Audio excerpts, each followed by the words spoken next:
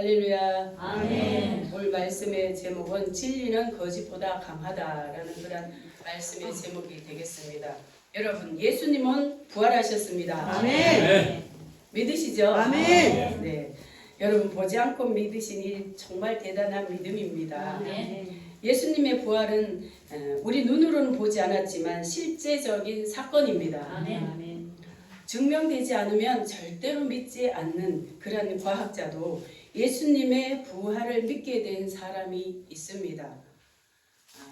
세계적으로 가장 유명한 전체 물리학과 우주론을 연구하던 휴로스라는 그런 과학자입니다. 그는 무신론자였으나 빅뱅 이론을 바탕으로 우주를 연구하다가 그가 풀리지 않는 한 가지, 즉 빅뱅 이론에서 말하는 그 한 점에서 시작하여 공간이 무한히 팽창하고 있다는 그 특이점, 그것을 존재케 한 누군가가 있을 것이라는 그런 의문이 생기게 되었던 것입니다.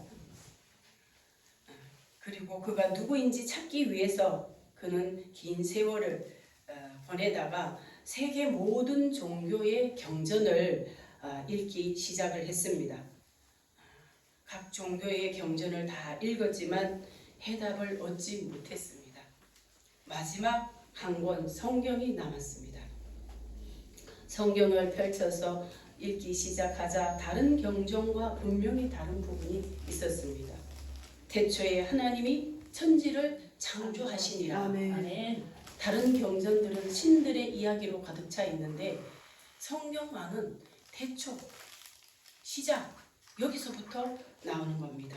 가슴이 뛰기 시작했습니다. 성경을 다 읽은 뒤 그는 드디어 자신이 그토록 찾고자 했던 것을 창세기에서 발견을 하고 그는 그 자리에서 무릎을 꿇었다고 합니다. 그리고 하나님, 당신은 정말 살아계십니다 라고 고백을 하였다고 합니다. 여러분, 우리는 과학자도 아닙니다. 실제 부활을 보지도 못한 사람들입니다. 그러나 역사적 사실과 과학적 근거까지 확인된 것이 우리 예수님의 부활이라는 사실을 믿으시기를 바랍니다. 아멘. 오늘 우리가 읽은 이 본문은 그 실제 사건을 기록하고 있는 그런 본문입니다. 유대인의 안식일이 언제죠? 토요일입니다. 안식일이 지나고 첫날, 즉 오늘입니다. 주일날 이른 아침에 있었던 그런 일입니다. 막달라 마리아, 또 다른 마리아가 지난 금요일날 예수님이 십자가에서 처절하게 죽었죠. 그리고 이제 예수님을 장례를 치렀던 그 금요일날 그 무덤을 오늘 찾아간 것입니다. 다른 본문에 보니까 시체의 발을 향품을 가지고 갔다라고 기록을 하고 있습니다.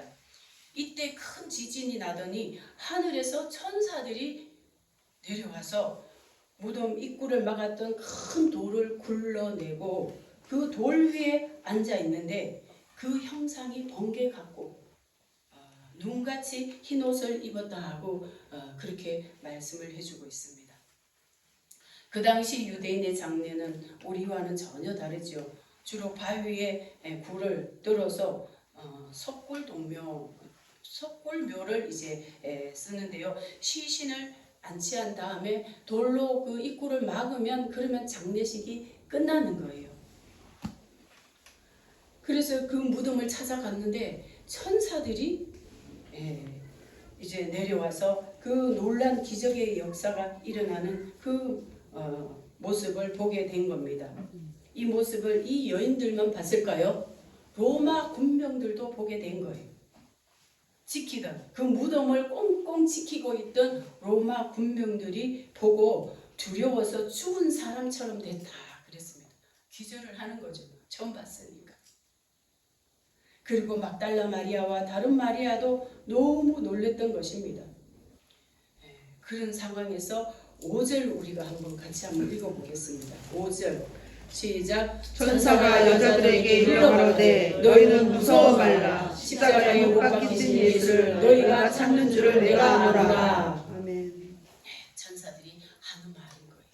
무서워 말라.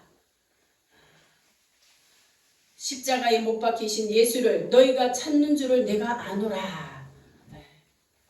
예수님 십자가에서 돌아가신 그 예수님 시체를 찾으러 간 것을 지금 천사들이 알고 두려워하지 말라 그러는 겁니다.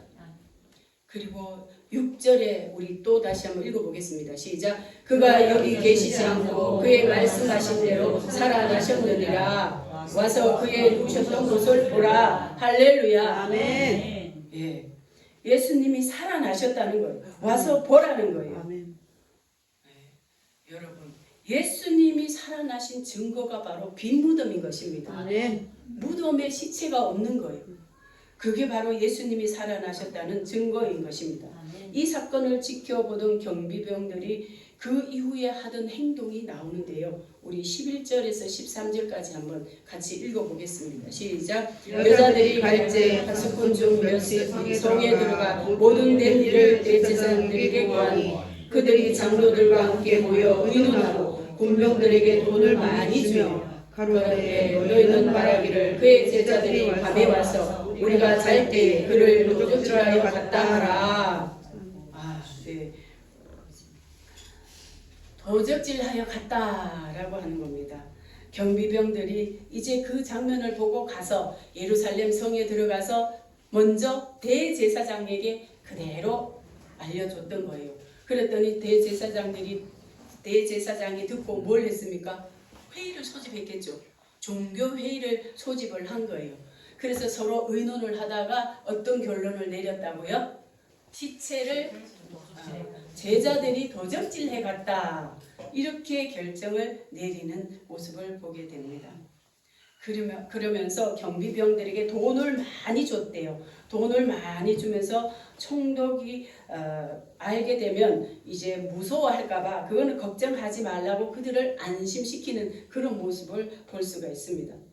여러분, 유대 종교 지도자들은 예수님의 부활 사실을 인정하기보다 종교 회의를 한 결과 거짓을 선택하는 것입니다.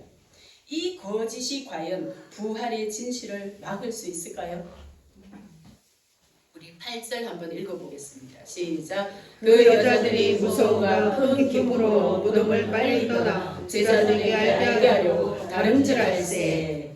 네, 여자들도 지금 너무 놀랐는데 또 무서움과 큰 기쁨이 있다 그랬죠. 예수님이 살아나신 거예요. 시체에 향을 바르려고 왔는데 예수님이 살아나신 거예요. 아멘. 그러니까 막 너무 기쁘고 또 두렵기도 하고 그래서 예수님 아까 천사가 가서 말하라고 그랬죠. 그런데 이제 제자들에게 그 사실을 알리려고 막 가는 중에 그때 예수님을 길에서 만나게 된 거예요. 놀라운 일이 있었던 거죠. 그럴 때 예수님께서 뭐라고 하십니까? 10절 9절 한번 읽어보겠습니다. 시작. 예수께서 저희를 만나 가라사대 평안하뇨 하시거늘 여자들이 나가 그 발을 붙잡고 경배하니 그랬습니다. 예수님이 평안하뇨 이렇게 묻는 거예요. 그러자 이 여자들이 그냥 예수님의 발을 붙잡고 경배를 하게 되는 거예요. 여러분, 죄인이 영광스러운 부활의 영광스러운 그 예수님을 만나면 자동적으로 경배가 나오는 거예요. 아멘. 네, 죄인의 속에 있는 그 속사람이 예수님을 알아보고 자기도 모르게 굴복하게 되는 겁니다. 이때 예수님께서 무서워 말라. 10절에 보니까 예수께서 가라사대 무서워 말라 이렇게 말씀하십니다. 먼저 놀라고 아파했고 슬퍼했던 그 여자들의 마음을 치료해 주시는 그런 모습을 볼 수가 있는 것입니다. 여러분, 우리 부활의 신앙은 단순히 예수님이 십자가에서 죽으셨다가 부활하셨다 이 내용을 믿는 것만이 부활 신앙의 다일까요? 그 정도가 다가 아닌 것입니다. 삶으로 나타나는 것, 이게 사실 부활의 신앙의 모습이라고 할 수가 있습니다. 예수님께서 부활 후에 사람들에게 첫 번째로 하신 말씀이 바로 평안하뇨 무서워 말라 이 말씀인 거예요. 부활 신앙을 믿는 모든 성도에게 하나님은 먼저 평안을 주시기를 원하시는 겁니다. 아멘. 요한복음 14장 27절에 십자가 지시기 전에 하셨던 말씀이 뭡니까? 평안을 너희에게 끼치노니 곧 나의 평안을 너희에게 주노라. 내가 너희에게 주는 것은 세상이 주는 것 같지 아니하니라. 너희는 마음에 근심도 하지 말고 두려워하지도 말라. 하나님이 우리에게 주시고자 하는 것은 평안인 거예요. 아멘. 두려움이 아니라 평안인 거예요. 아멘. 그래서 우리가 부활신앙을 가진 성도라면 우리는 반드시 평안을 소유해야 되는 것입니다. 아멘. 저와 여러분 모두에게 이 부활의 신앙 그 바탕이 되어서 평안이 임하시기를 축복합니다. 아멘. 우리와 똑같은 그런 부활 신앙을 가졌던 믿음의 선진들의 삶을 보면은요, 정말 참된 부활 신앙이란 바로 이런 삶이구나 하는 것을 깨달을 때가 많이 있습니다. 초대교회 때 예수님의 제자 12제자 중에 한 명 가장 오래 살았던 사람이 누구예요? 사도 요한이죠. 이 사도 요한 그는 예수님을 3년 동안 따라다니면서 보고 듣고 배우고 이랬던 사람이 사도 요한입니다. 그런데 예수님이 부활하시고 승천하신 이후에 그가 뭘 했습니까? 그가 보고 배운 대로 자신도 다른 사람들에게 그렇게 가르쳤어요. 이 사도 요한에게 직접 배운 사람들이 있었는데 그들이 바로 유명한 순교자 폴리캅, 서머나 교회의 감독이었던 폴리캅, 그 다음에 안디옥 교회의 이그나티우스라는 사람이 있습니다. 그 중에 이그나티우스는요, 예수님의 그 사도들이 배워서 가르쳐준 그대로 살았던 그러한 사람 중에 한 명입니다. 이들을 바로 이제 속사도라고 이제 신학적인 용어로 그렇게 합니다. 사도에게 배운 사람은 속사도라 그렇게 말을 하는 거죠. 그 중에 이 이그나티우스는 시리아 출신이었습니다. 이교도였습니다. 그런데 젊은 시절에 기독교로 개종을 해서 나중에 안디옥 교회의 감독까지 되었던 사람입니다. 그는 사도 요한으로부터 직접 복음을 듣고 배운 대로 그가 행하였던 것이 40년 동안 안디옥 교회 감독으로 있으면서 주변의 교회들을 돌보게 됩니다. 예수님의 그 사도들이 그리스도인이라고 처음 불리우게 된 곳이 안디옥 교회죠. 안디옥입니다. 그런 이 안디옥 교회였지만 여러분 이 40년 동안 평탄한 그런 사역은 아니었던 것 같습니다. 로마 도미티아누스가 황제일 때에 기독교를 박해하기 시작을 했습니다. 그 후에 트라이아누스가 황제가 세워지면서 로마 신을 더 신격화한 거예요.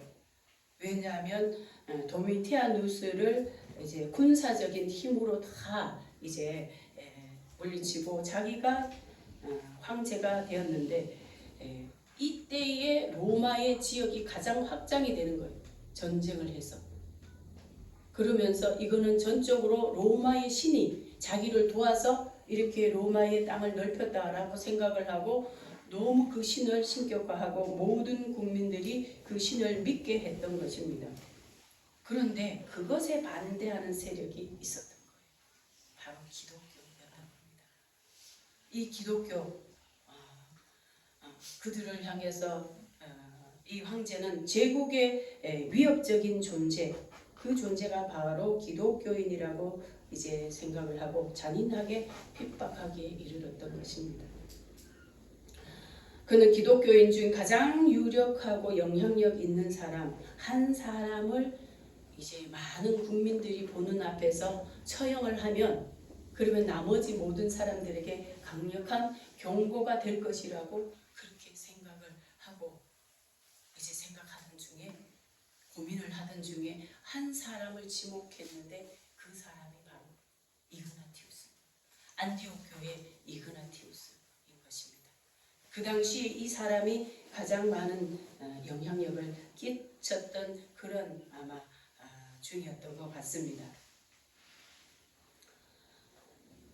그래서 이 황제가 자기가 직접 이제 나선 거예요. 나서서 안디옥 교회에 이그나티우스를 직접 이제 소환을 했습니다. 그리고 나서 이그나티우스를 앞에다 세우고 말을 하는 거예요. 우리의 명을 거역하고 사람들을 선동하는 너는 과연 누구냐? 그러면서 데오프로스라고 하는 겁니다. 이 데오프로스가 이그나티우스가 자기 자신을 이제 바꿔서 이름을 이제 바꿔서 아마 예수님을 만나고 이름을 바꾼 것 같아요. 바꿔서 불렀던 그런 이름인 것입니다. 그러면서 이 이름의 뜻이 무엇이냐고 물었던 거예요. 그랬더니 하나님을 품은 자라는 뜻입니다. 이렇게 말을 한 거예요. 그러니까 황제가 얼굴이 굳어지면서 자신이 믿고 있는 이 로마 신을 정면으로 부정하는 것임을 알고 그 자리에서 이제 결론을 내리는 겁니다. 이 사람을 로마로 압송하여 백성의 구경거리로 하라는 명령을 내립니다. 여러분, 이때의 백성의 구경거리로 삼았던 곳이 어디입니까? 콜로세움 아닙니까? 콜로세움에서 짐승의 밥이 되게 하라라고 판결을 내리게 되는 겁니다. 이 소리를 들은 이그나티우스는 어떤 반응을 보였을까요? 그 유명한 교회사에 남아 있습니다. 두려워서 부들부들 떨고 내가 왜 하나님을 믿었을까? 지금 와서 후회하노라 이런 말을 했을까요? 그럼 교회사에서 이 사람은 못 찾아봤겠죠. 이 사람은 그 자리에서 두려워하는 모습 전혀 없이 하나님 감사합니다. 당신을 향한 완전한 사랑을 이제 허락해 주셨습니다. 하는 거예요. 그렇게 기도를 하자 판결을 내렸던 황제가 놀란 것입니다. 사자 밥이 되게 하겠다는데 그 소리를 듣고 두려워하기는커녕 감사 기도를 하다니 이 황제가 놀란 거예요. 감동이 된 거예요. 여러분, 부활신앙이란 바로 죽음 앞에서도 무너지지 않는 그리고 오히려 감사할 수 있는 신앙, 이런 신앙이 바로 우리 그 부활신앙이 아닐까요? 아멘. 이때부터 이그나티우스는 쇠사슬에 묶여서 10명의 병사들과 함께 안디옥에서 로마를 향해서 이제 가는 거예요. 1500마일이나 떨어진 그곳으로 이제 쇠사슬에 묶여서 끌려가는 겁니다. 긴 죽음의 여정이 이제 시작이 된 거예요. 이때 놀라운 사실은 아마 하나님의 역사가 아닌가 싶어요. 교회사에 뭔가를 근거를 남기기 위해서 아마 하나님이 특별한 은혜를 베푸신 거 아닌가 싶습니다. 여기서 끌려갈 때에 그 지금의 터키 지역이죠. 그 소아시아 지역의 교회를 다 들려서 가게 돼요. 들려서 가면서 이그나티우스가 가는 곳곳마다 편지를 쓰게 되는 거예요. 그런데 그 편지가 7통이 되는데 7통의 편지가 이제 남아 있습니다. 역사학계에서 진본으로 인정이 되어서 지금까지도 이 편지가 보존이 되어 있는 거예요. 그런데 이 편지 내용 중에 유명한 내용이 있습니다. 나는 그리스도인이라 불리는 것만으로는 부족합니다. 그리스도인답게 살다가 그리스도인답게 죽고 싶습니다. 나를 살리려 하지 마십시오. 나는 사자 입에 갈려 그리스도의 빵이 되겠습니다. 그리스도인들이 어떻게 해서 살리려고 아마 애를 썼던 것 같아요. 그러니까 편지에다가 나를 살리려고 하지 말라는 겁니다. 나는 오히려 사자 입에 갈려서 예수 그리스도의 빵이 되겠다고 그렇게 고백을 한 사람입니다. 그리고 긴 여정 끝에 로마에 도착을 했습니다. 그리고 이그나티우스는 콜로세움 원형 경기장에 도착을 했습니다. 8만 7천 명이나 되는 그 많은 관중들 앞에 이그나티우스가 이제 앞에 나왔습니다. 많은 사람들이 함성을 지르는 그 앞에 이 노인 70대 되는 그 이그나티우스가 나왔었을 때는 정말 많은 사람들이 그 악한 마음을 가지고 처형당하는 모습을 보고 함성을 지르기 위해 길을 죽이고 있었던 것입니다. 2마리 사자,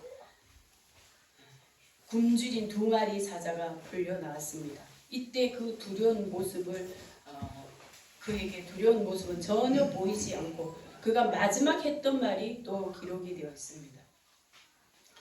이 짐승들이 나를 하나님께로 데려다 주는구나. 이 말을 한 거예요.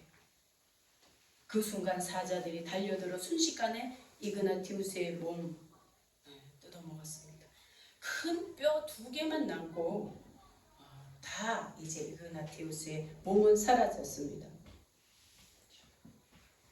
운동장 한 모퉁이에서 눈물로 지켜보던 2 사람이 있었는데 이 2 사람이 안디옥에서 여기까지 이그나티우스의 뒤를 따라왔던 그런 2 사람이 있었습니다. 그들이 그의 뼈를 거두어서 안디옥으로 가져가게 됩니다. 여러분, 히브리서 11장에 보면 이러한 사람들을 일컬어서 세상이 감당치 못하는 사람이라고 그렇게 표현을 해주고 있습니다. 세상이 감당치 못하는 사람들이라는 거예요. 이는 믿음으로 살아갔던 성도들이 환난과 핍박 속에서도 굳건히 하나님을 따랐을 때 그들의 삶과 믿음을 세상이 감당할 수 없다고 표현한 그런 말씀이 바로 히브리서 11장 38절에 기록을 하고 있습니다. 그렇습니다. 우리가 믿는 예수님의 부활은요, 숨길 수도 없고 막을 수도 없는 것입니다. 실제적인 사건이었습니다. 과거 종교 지도자들은 거짓으로 막으려 했지만 진실은 결코 막을 수가 없었습니다. 여러분, 진실은 거짓보다 강합니다. 할렐루야. 우리 같이 기도하도록 하겠습니다. 우리가 믿는